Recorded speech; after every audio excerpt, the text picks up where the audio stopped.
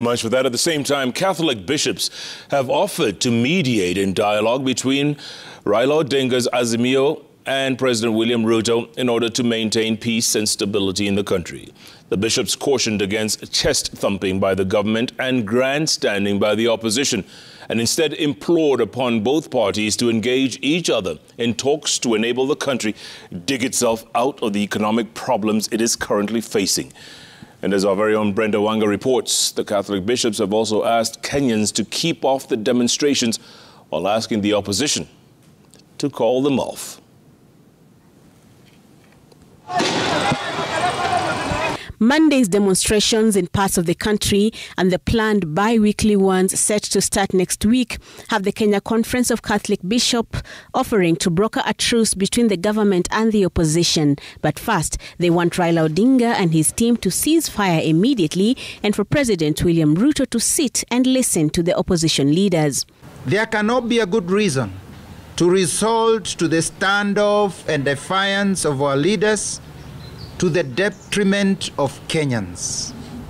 At the same time, the chest thumping from those in government that they will not dialogue with the opposition will not solve the concerns and problems Kenyans are saddled with.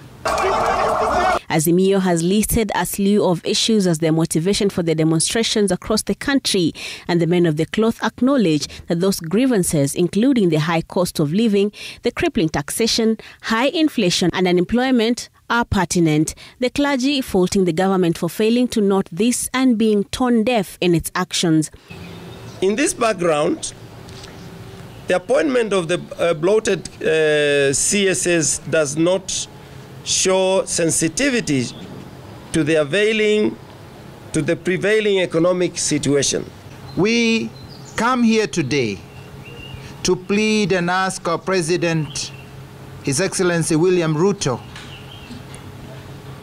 to follow through with his promise to sit with and listen to Honorable Raila Odinga and other leaders and come out with some reasonable proposals.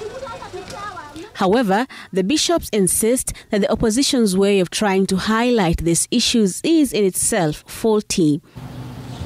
The fact that it is legal to demonstrate should not make it a vehicle to paralyze the country, nor degenerate to forceful takeover of a legitimate government. The bishops have indicated their willingness to be part of the talks between the government and the opposition if and when the two agree to meet. I believe they are peace-loving Kenyans, and therefore we don't expect any difficulty. But if they can reach each other themselves as early as possible, we'll be more than happy. Brenda Wanga.